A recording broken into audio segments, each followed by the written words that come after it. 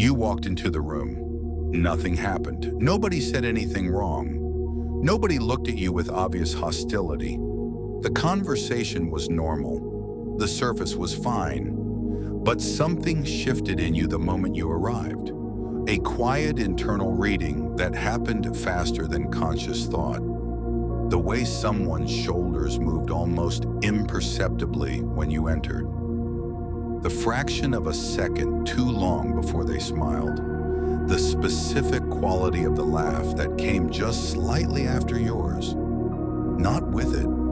The way the energy in a conversation changes when you join it. In a way you cannot point to, cannot explain, cannot prove to anyone who was not feeling what you were feeling. And you filed it, without deciding to, without wanting to.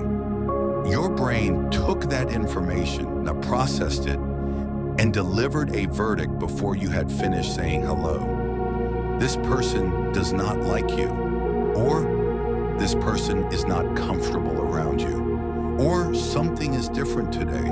Something shifted, and it is directed at you. And here is what makes it complicated.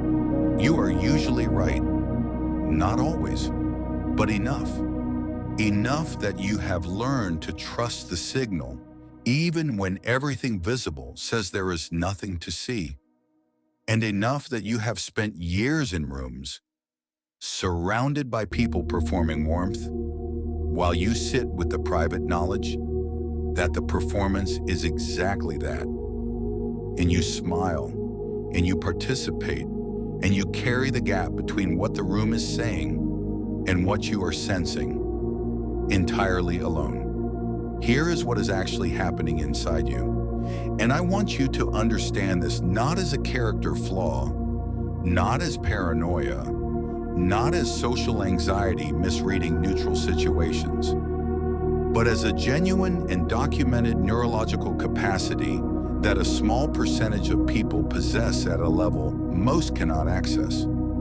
Psychologists and neuroscientists call it high sensory processing sensitivity combined with advanced theory of mind. Let me explain what that actually means.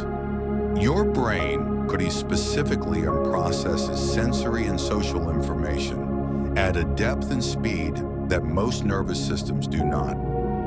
Where the average person picks up on obvious social signals, direct facial expressions, clear tone changes, explicit statements, your brain is simultaneously processing microsignals, micro-expressions, flashes of genuine emotion that cross a face in less than a fifth of a second before the social mask returns. Subtle shifts in vocal tone. The specific way someone's breathing pattern changes when they are uncomfortable. Proxemic signals, the barely perceptible way a body orients itself away from something it does not want. All of this, processed simultaneously, below the level of conscious awareness and delivered to you as a feeling, not a thought, a feeling, a gut sense, an atmospheric reading.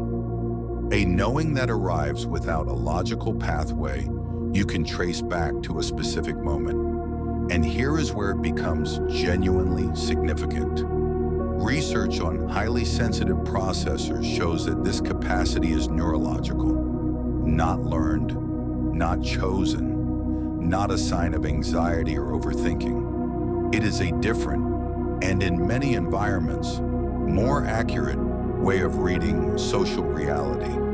The problem is not the capacity, the problem is what it cost.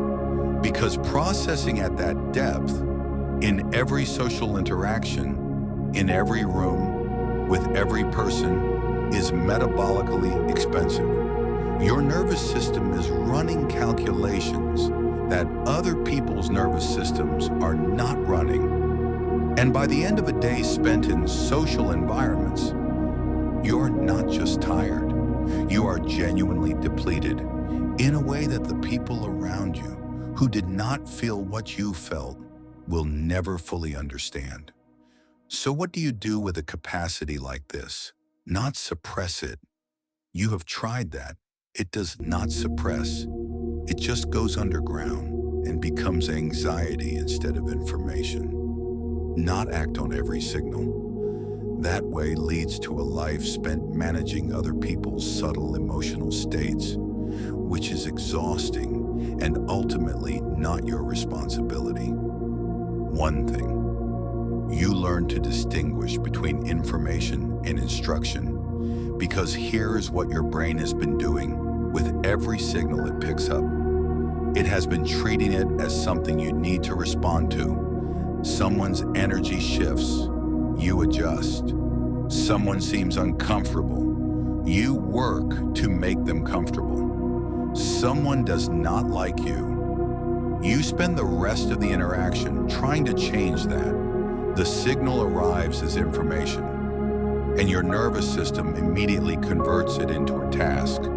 Your job is to break that conversion, to receive the signal, acknowledge it, and then ask, does this require action from me? And most of the time, the honest answer is no. Someone's discomfort with you is not your emergency. Someone's unspoken feelings about you are not your responsibility to manage. Someone not liking you, which your nervous system picked up before they even finished smiling, is information about them, not instruction for you. Jim Rohn said, "You cannot control what happens around you, but you can control what you do with what you sense." And I want to be specific about what that means for you. The capacity you have, the one that makes you walk into rooms and immediately know things other people will not figure out for